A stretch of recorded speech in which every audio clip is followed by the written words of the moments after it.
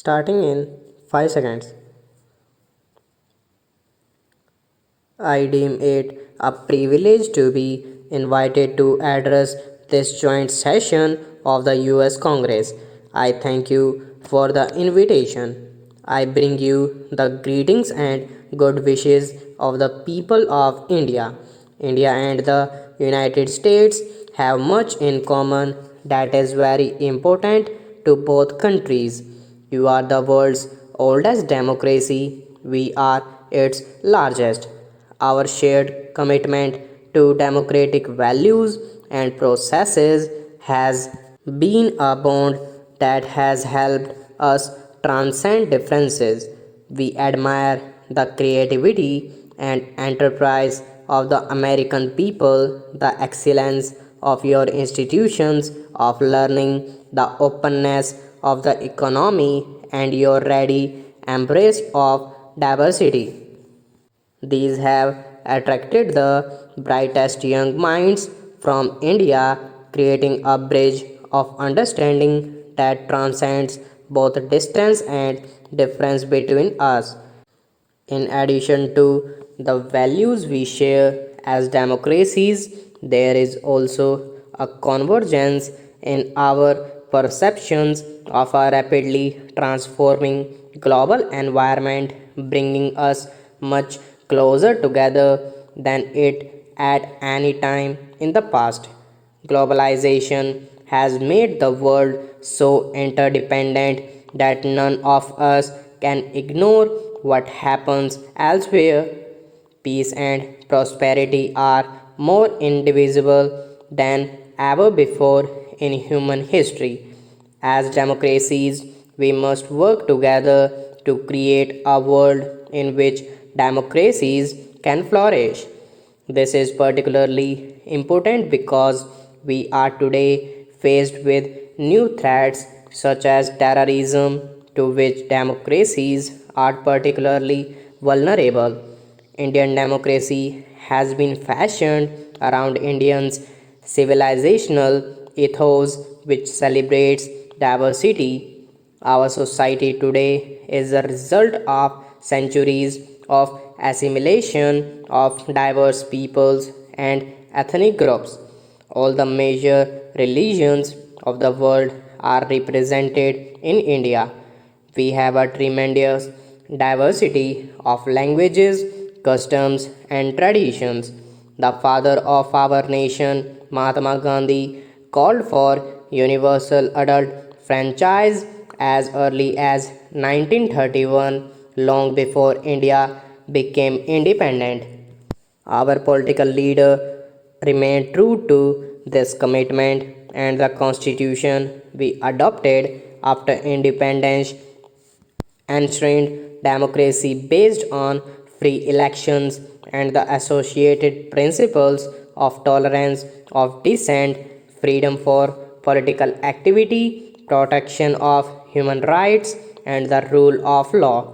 Our first Prime Minister Jawaharlal Nehru, addressing this very forum in 1949, acknowledged our debt to America on this score. He said that you could hear in our Constitution the echo of the great voices of the founding fathers of your republic. The real test of a democracy, how the Constitution functions on the ground.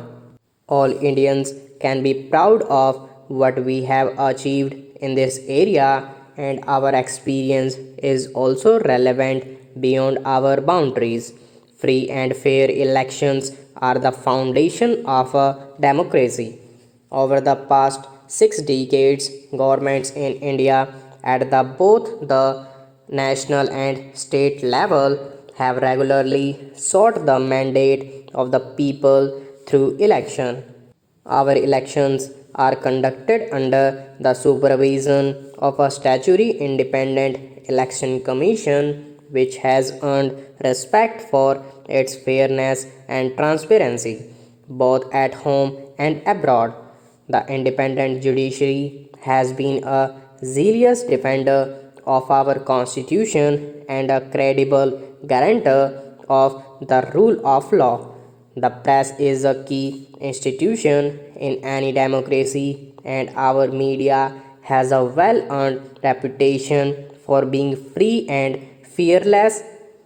Our minorities, and we have many, participate actively in all walks of national life, political, commercial, and cultural. Civil society organizations are thriving and are vigilant in protecting human rights. They are also watchful of threats to the environment. Our army has remained a professional force subject throughout to civilian control. Recently, the Constitution was amended to ensure constitutionally mandated elections to village and municipal councils.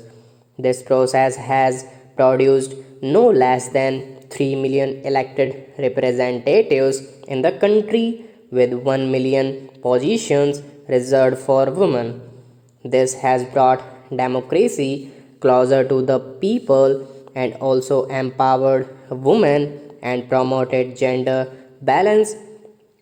Our commitment to democratic values and practices means there are many concerns and perceptions that we share with the United States. The most important common concern is the threat of terrorism.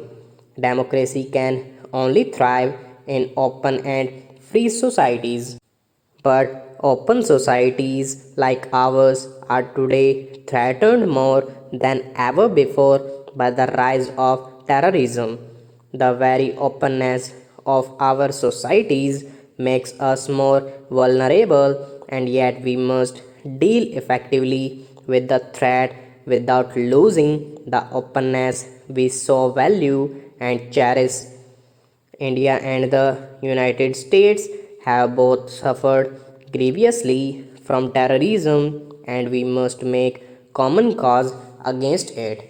We know that those who resort to terror often clothe it in the garb of real or imaginary grievances. We must categorically affirm that no grievance can justify resort to terror. Democracies provide legitimate means for expressing dissent. They provide the right to engage in political to activity and must continue to do so. However, for this very reason, they cannot afford to be soft on terror. Terrorism exploits the freedom our open societies provides to destroy our freedoms. The United States and India must work together in all possible forums to counter all forms of terrorism. We cannot be selective in this area. We must fight terrorism wherever it exists in the world. Stop.